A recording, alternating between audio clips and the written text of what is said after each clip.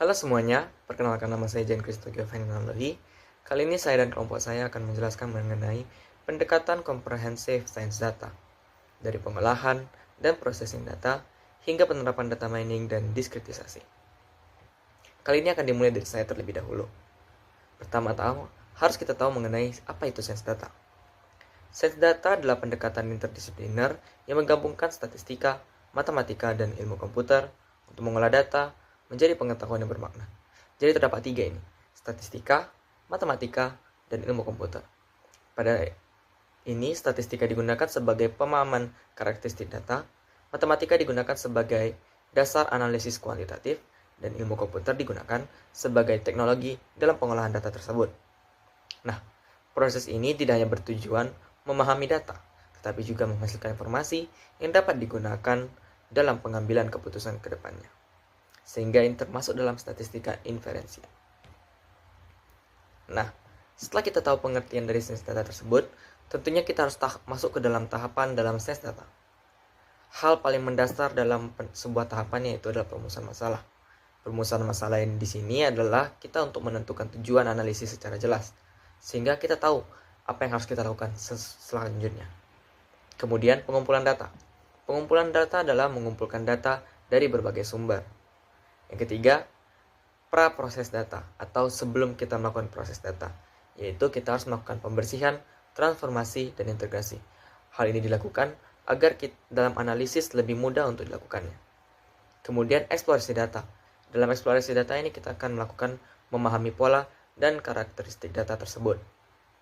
Setelah kita memahami pola dan karakteristik data tersebut, kita lakukanlah pemodelan. Dalam pemodelan ini, di setiap karakteristiknya dan pola-polanya, kita akan menggabungkan pola-pola dan hubungan dari setiap data-data tersebut. Dan yang terakhir, kita akan melakukan evaluasi, yaitu memastikan bahwa hasil dari pengolahan data tersebut telah akurat. Nah, tentu tadi kita terus bilang mengenai data. Nah, dalam data ini digunakanlah big data. Jadi big data itu adalah kumpulan data dalam jumlah besar dengan kompleksitas yang tinggi dengan karakteristiknya itu adalah 3V cirinya. Volume, velocity, dan variety. Volume yang berarti volumenya besar. Velocity ini berarti memiliki banyak sekali kemungkinan velocity-nya. Kemudian dan variety adalah memiliki banyak sekali keberagaman dalam volume yang besar tersebut. Di dalam big data ini terdapat 3 struktur data. Data terstruktur, data semi terstruktur, dan data tidak terstruktur. Nah, data terstruktur ini adalah data yang tersimpan dalam bentuk tabel pada basis data relasional dan yang sehingga dapat dianalisis menggunakan metode statistik konvensional biasanya. Nah, kemudian ada data semi terstruktur, yaitu data yang memiliki format fleksibel seperti JSON atau XML yang memerlukan pendekatan khusus dalam pengolahannya. Nah, yang terakhir adalah data tidak terstruktur, yaitu data yang dalam bentuk teks, gambar, video yang membutuhkan teknik seperti data mining ataupun machine learning. Sekian dari saya, presentasi ini akan dilanjutkan oleh teman saya. Halo semuanya, nama aku Nur Hasanah. Di sini aku akan melanjutkan penjelasan dari kelompok kami yaitu terkait pre-processing data. Nah, kan kita udah sama-sama tahu nih bahwa untuk mengumpulkan data kita bisa dapatkan sumbernya itu dari mana saja dan bentuknya itu bisa dalam bentuk apa saja. Nah, hal ini menyebabkan adanya keberagaman dalam data yang kita kumpulkan, baik itu dalam format, dalam struktur, ataupun dalam skalanya. Nah, keberagaman inilah yang akan kita jadikan lebih sederhana, lebih efektif, dan kita seragamkan. Nah, tahap ini yang kita sebut dengan pre-processing. Kemudian juga, kalau misalnya kita mengumpulkan data dari beberapa sumber gitu. Nah, kadang ada data itu yang jadinya duplikat karena datanya itu sebenarnya sama. Kemudian juga ada data yang hilang. Nah, hal inilah yang salah satu penyebab terjadinya kesalahan pada hasil analisis kita. Nah, kenapa maka penting data yang berkualitas agar hasil analisis kita itu dapat dipercaya dan dijadikan sebagai pengambilan keputusan. Karena ada satu prinsip yang dipegang dalam proses analisis data, yaitu garbage in dan garbage out. Dimana kalau misalnya data yang kita masukkan itu jelek, walaupun menggunakan proses yang bagus, ya hasilnya akan jelek. Begitu juga apabila data yang kita berikan itu bagus, tapi proses analisis kita jelek, maka hasilnya akan tetap jelek. Maka dari itu, pemilihan data yang berkualitas itu sangat penting dalam hasil analisis kita. Nah, ada beberapa tahapan proses pre-processing yang perlu kita lakukan sebelum proses analisis. Nah, tahap pertama yaitu data cleaning. Kenapa data cleaning ini penting? Karena terkadang dalam dataset yang kita punya itu ada seperti nilai-nilai yang sebetulnya tidak kita perlukan, dan ada juga data duplikat ataupun data-data anomali. Nah, dalam data cleaning ini sendiri ada pembagiannya, yaitu yang pertama ada penanganan missing values. Nah, di mana missing values ini adalah nilai hilang yang biasanya terjadi bisa karena human error ataupun ada terjadi kesalahan dari respondennya tidak mengisi data tersebut.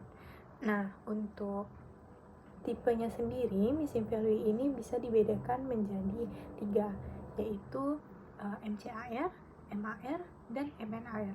Nah, tipe-tipe ini akan dijelaskan lagi di materi selanjutnya. Nah, selanjutnya itu ada penanganan data duplikat. Data duplikat ini kita sebut ketika saat dia itu tercatat lebih dari satu kali di dalam satu dataset yang sama. Misalnya, antara baris 1 dengan baris kelima memiliki nilai yang sama pada seluruh variabelnya. Nah, itu kita sebut sebagai data duplikat. Biasanya ini terjadi kalau kita menggabungkan antara dua sumber data yang berbeda. Nah, bisa aja terjadi duplikasi, atau misalnya dalam pencatatannya itu terjadi kesalahan. Nah, hal kecil seperti ini sangat penting karena duplikasi sendiri bisa menyebabkan terjadinya kesalahan pada hasil analisis kita. Nah, selanjutnya ada perbaikan format data, di mana kita memperbaiki lagi penulisan seperti penulisan tanggal, itu apakah dari tanggal, bulan, tahun, atau bulan, tanggal, tahun. Ada juga penulisan seperti jenis kelamin, apakah menggunakan inisial L dan P atau ditulis laki-laki perempuan, ataupun kita cek apa misalnya terjadi typo. Nah, disinilah kita memperbaiki agar data tersebut menjadi lebih rapi. Selanjutnya ada penanganan outlier, di mana outlier ini sendiri yaitu nilai yang sangat ekstrim dibanding sebaran data pada umumnya. Nah, misalnya pada data kita itu ada berada dalam rentang 10 sampai dengan 30. Namun, ada satu atau lebih data yang memiliki nilai 100, ada juga data yang memiliki nilai 0, misalnya. Nah, hal inilah yang disebut sebagai outlier.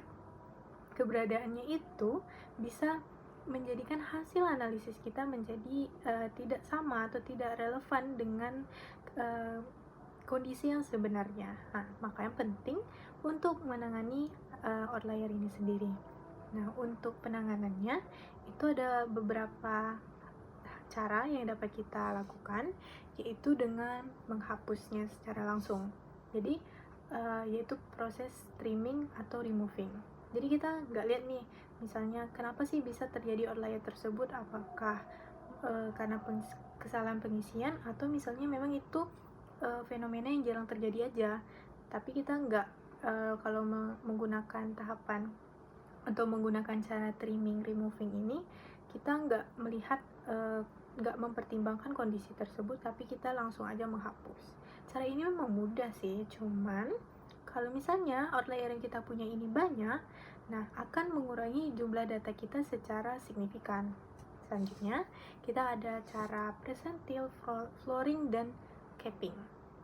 Nah, kalau dari cara ini, kita mengganti yang nilai outlier itu menggunakan nilai persentilnya. Kalau misalnya dia lebih kecil daripada persentil kelima, maka kita gantikan nilai outlier itu dengan persentil 5. Nah, gitu juga kalau misalnya dia lebih besar daripada persentil ke-95, nilainya diganti dengan persentil ke-95. Nah, selanjutnya kita ada metode binding, Di mana metode binding ini kita mengelompokkan data yang dalam rentang besar tersebut ke dalam kelompok-kelompok kecil lagi. Misalnya dari kecil, sedang, besar, dan sangat besar. Nah, jadi kalau misalnya dia udah dikelompokkan dalam rentang tertentu, dia variasinya yang ada di dalam kelompok kecilnya itu akan cukup sama daripada kalau misalnya kita enggak kelompokkan dalam rentang yang besar itu. Selanjutnya ada cara median atau mean imputation. Sebenarnya ini hampir mirip caranya dengan flooring and capping tadi, tapi kalau yang tadi misalnya kita ganti dengan nilai persentil, yang ini kita ganti nilai outlier itu dengan nilai median atau mean-nya. Nah, selanjutnya tahap pada pre-processing data yaitu data integration.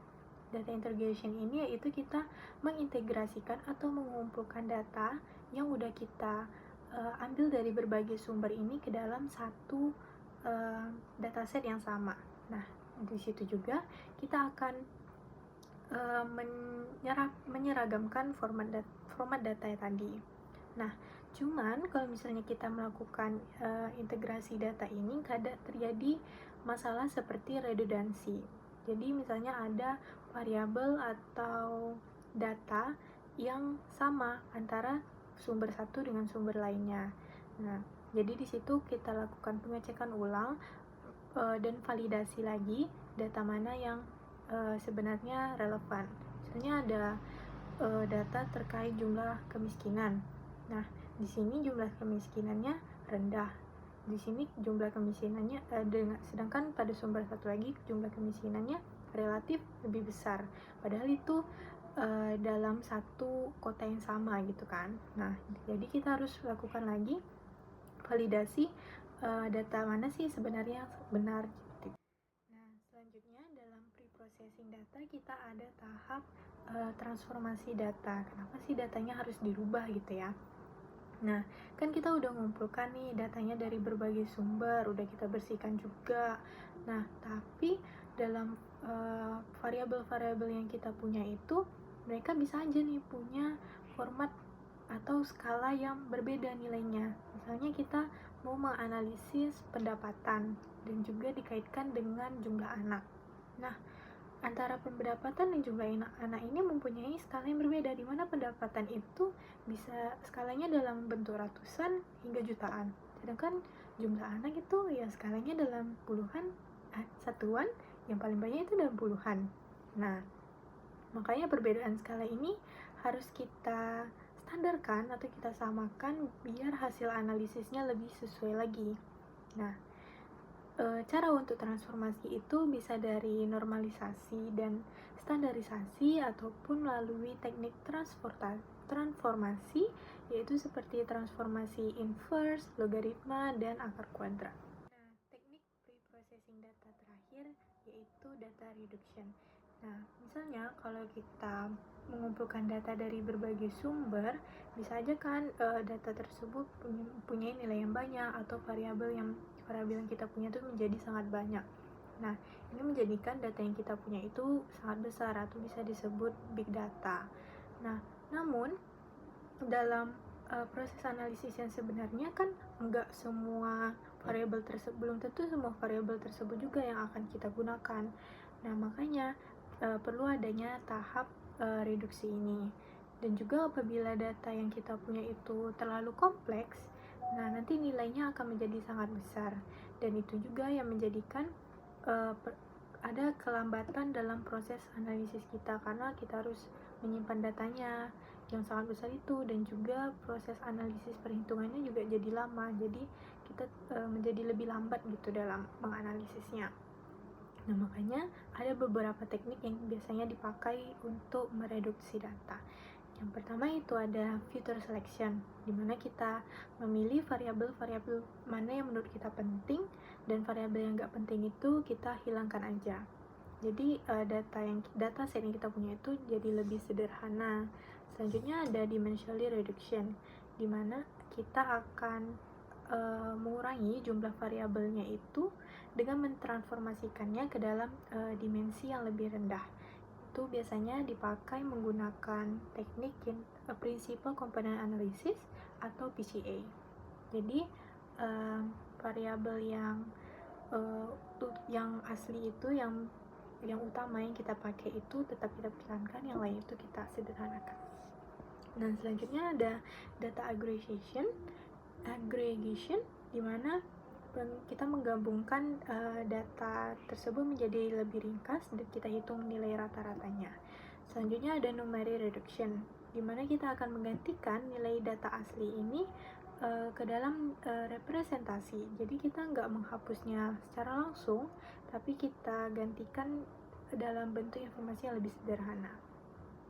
Dan cara terakhir untuk data reduksi ini yaitu dengan kompleks, di mana data yang sangat banyak itu kita jadikan lebih sedikit, sehingga ini juga membantu kita dalam mengurangi penyimpanan data. Halo semuanya, saya Sepin. Di sini saya akan menjelaskan mengenai penanganan missing values dan juga outlier. Nah, kita mulai dari missing values terlebih dahulu. Missing values ini bisa dikatakan juga sebagai nilai hilang, yang mana nilai hilang itu bisa terjadi, sangat mungkin terjadi pada data apalagi dengan jumlah data yang besar. Di sini ada 3 jenis missing values. Yang pertama itu MCAR atau missing completely at random, yang mana data hilang itu terjadi secara acak dan tidak berpatokan pada data, mau itu data yang kita amati atau data yang tidak kita amati. Kemudian yang kedua ada missing at random, yang mana di tipe ini hilangnya data bergantung pada kuantitas yang diamati. Yang ketiga ada missing not at random, yang mana di tipe yang ketiga ini kemungkinan hilang bergantung pada nilai atribut itu sendiri, seperti pendapatan tinggi yang tidak dilaporkan. Cara untuk penanganan missing value sendiri itu ada 4 cara. Yang pertama, identifikasi pola kehilangan data. Jadi, waktu kita melihat adanya missing values, kita identifikasi dulu apakah pada data ada pola tertentu atau tidak. Kemudian yang kedua adalah listwise deletion, yang mana ini tuh kita menghapus baris yang ada missing values-nya. Yang ketiga adalah imputasi mean atau median. Jadi kita tuh menggantikan nilai missing values yang ada dengan nilai mean pada data. Dan yang terakhir adalah interpolasi data. Yang kedua, penanganan outlier. Seperti yang kita ketahui, outlier atau pencilan adalah nilai ekstrim yang memiliki selisih yang cukup besar dengan rata-rata nilai yang ada pada data. Nah, nilai ekstrim ini tuh bisa terjadi karena banyak faktor, jadi lebih baik daripada dia mengganggu hasil analisis data, kita harus segera menanganinya. Yang pertama, kita deteksi dulu outliernya. Jadi, kita bisa melakukan visualisasi seperti menggunakan box plot, histogram, atau diagram lainnya yang memudahkan kita untuk mendeteksi outlier. Biasanya outlier itu akan nampak begitu kita visualisasikan. Yang kedua, evaluasi penyebab. Jadi kita sendiri mencari tahu apakah ada faktor-faktor lain yang memengaruhi outlier ini, sehingga nantinya bisa kita lakukan penanganan yang sesuai.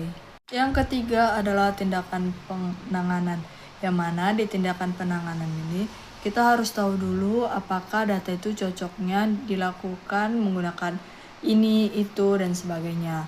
Di sini saya akan memaparkan 4 jenis tindakan penanganan yang bisa kita lakukan untuk menangani outlier. Tindakan yang pertama yaitu trimming atau removing, yang mana berarti kita menghapus nilai outlier yang ada secara langsung. Yang kedua adalah percentile flooring, yang mana kita mengganti nilai outlier dengan percentile. Yang ketiga adalah binning, jadi outlier itu kita akan kelompokkan ke dalam interval yang sudah ada. Dan yang terakhir adalah mean atau median imputation, yang mana ini berarti kita mengganti nilai outlier dengan nilai rata-rata pada data tersebut. Outlier sendiri bisa muncul karena kesalahan eksperimental atau faktor lain, jadi sangat memungkinkan apabila ada data yang memiliki outlier. Yang penting, kita harus tahu penanganan yang sesuai untuk jenis data yang kita olah. Sekian presentasi dari saya, terima kasih. Halo semuanya, saya Aditya Taufikur Rahman kembali melanjutkan pembahasan selanjutnya mengenai data mining dan juga diskritisasi dalam sains data. Yang pertama kita akan bahas dulu mengenai data mining. Jadi, data mining ini adalah proses penambangan data untuk memperoleh informasi ataupun pola tersembunyi dari sekumpulan data yang jumlahnya besar dengan menggunakan pendekatan statistika, matematika, dan juga kecerdasan buatan. Nah, dalam perkembangan ilmu pengetahuan, data mining itu juga dianggap sebagai proses sistematis untuk menemukan pengetahuan baru yang sebelumnya itu tidak terlihat, gitu teman-teman. Jadi, hal ini menunjukkan bahwa data mining memiliki peran penting dalam mengubah sekumpulan data mentah tadi menjadi informasi yang bermakna. Dalam sains data, peran data mining tidak sebatas hanya analisis pola, tetapi juga mencakup kemampuan untuk menghasilkan klasifikasi ataupun prediksi data. Proses data mining sendiri hampir sama seperti sains data, mulai dari pengumpulan data, pembersihan data atau data cleaning, transformasi data, selanjutnya proses pencarian pola, lalu diakhiri dengan evaluasi dan interpretasi hasil. Nah, tekniknya sendiri dalam data mining itu saya berikan contoh ada 3, yang dimana itu ada klasifikasi, ada clustering, dan ada association rule. Yang pertama, klasifikasi. Teknik ini digunakan dimana untuk mengelompokkan data ke dalam kategori tertentu berdasarkan pola yang telah dipelajari sebelumnya. Namun, dengan clustering, bedanya adalah ini merupakan teknik yang digunakan untuk mengelompokkan data berdasarkan tingkat kemiripan karakteristik tanpa adanya label sebelumnya. Jadi kalau klasifikasi sudah ada, maksudnya kategorinya sudah dipelajari sebelumnya, sudah ada labelnya. Namun kalau clustering itu mengelompokkan data berdasarkan kemiripannya, jadi labelnya belum ada sebelumnya. Dan yang terakhir adalah association rule. Nah, teknik ini digunakan untuk menemukan hubungan atau keterkaitan antar variabel dalam suatu dataset. Apakah antara variabel 1 dan variabel 2 memiliki hubungan atau tidak. Nah, itu menggunakan association rule. Oke teman-teman, selanjutnya kita masuk ke pembahasan mengenai diskritisasi dalam sains data. Diskritisasi sendiri artinya adalah proses pengubahan data yang sebelumnya kontinu menjadi data kategorikal dengan membagi rentang nilai ke dalam suatu interval tertentu. Jadi, yang sebelumnya data kontinu hanya angka-angka diubah menjadi data kategorikal, dikelompokkan berdasarkan rentang interval yang ditentukan. Nah, selanjutnya itu ketujuan. Ada 3 tujuannya ya teman-teman. Yang pertama yaitu diskritisasi ini memiliki tujuan untuk menyederhanakan data sehingga lebih mudah untuk dipahami dan dianalisis. Kenapa? Karena pada praktiknya data yang memiliki banyak variasi nilai akan sulit dianalisis secara langsung ataupun dengan metode analisis tertentu. Jadi digunakan untuk menyederhanakan data yang kita punya agar lebih mudah dipahami. Yang kedua yaitu diskritisasi bertujuan untuk mengurangi noise atau gangguan data, di mana data yang tidak terstruktur dengan baik itu akan menghasilkan pola yang bisa menyesatkan. Dan juga dengan bantuan diskritisasi ini adanya nilai-nilai ekstrem dan juga yang tidak relevan dapat diminimalkan. Selanjutnya tujuan yang ketiga yaitu diskritisasi digunakan untuk meningkatkan performa model. Hasil dari yang sudah dilakukan sebelumnya, tentu kita sudah mendapatkan data yang lebih terstruktur, lebih minim nilai-nilai yang tidak relevan dan juga outlier-outliernya, sehingga performa model nantinya yang akan dihasilkan dapat memiliki kualitas yang jauh lebih baik dan informasi yang bisa diambil bisa jadi lebih jauh lebih akurat. Nah, untuk metode diskritisasi sendiri itu ada 3 juga teman-teman. Yang pertama yaitu equal width binning atau equal width interval. Nah, width sendiri kan artinya lebar. Jadi ini pengelompokannya berdasarkan lebarnya yang sama. Misalnya yang lebar kelompok pertama itu 1 sampai 10, yang kedua dari 11 sampai 20. Nah, lebarnya sama.